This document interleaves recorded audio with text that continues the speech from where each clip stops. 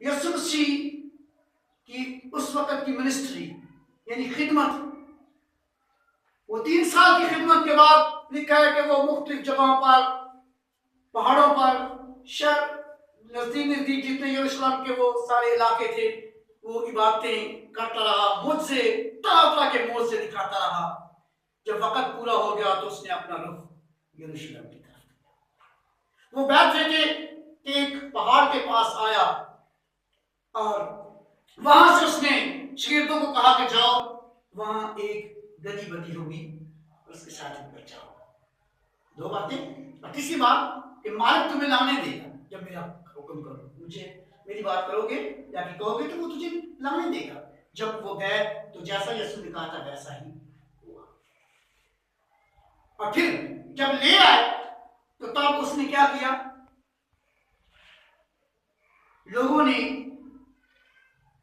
डालियां ली, खजूर की डालियां ली, अपने कीमती कपड़ों को जमीन पर बिछाना शुरू कर दिया और यीशु मसीह को उस गधे पर सवार किया, ताकि नबी की मार्फत जो कहा गया है वो पूरा। यीशु का पैदा होना नबूवत के साथ था। यीशु का बादशाह होना, इसकी भी नबूवत की गई थी। यीशु के मुताबिक हर एक चीज नबूवत के साथ है। और यहां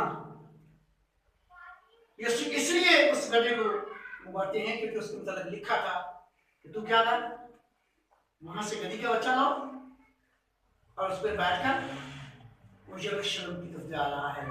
लोग होशाना के नारे लगा रहे थे, होशाना होशाना होशाना, उस पर जो खुदावन के नाम से आता है।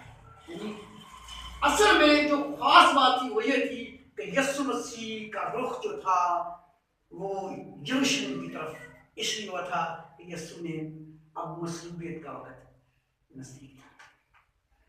यीशु मसीह यरूशलेम इसलिए आ रहे थे मसलूब होने के लिए, क्योंकि यीशु ने इस बात 3 बार पहले कहा था, जरूर है कि इब्ने आदम दुख उठाए, मसलूब हो और मुर्दों में से जी उठे। असल में इस दिन को हम इसलिए मनाते हैं जिसे बादशाह कहा जा रहा है, जिसे यूहन्ना बपतिस्मा देने वाले ने खुदा का बर्रा कहा है, वो बर्रा कुर्बान होने के लिए यरूशलेम की तरफ आ रहा है, ताकि उसके लोग बच जाए। खुदा को बरकत दे यीशु के नाम। आमीन। आज तक हमने सीखा है, इसका मतलब है कि यीशु मसीह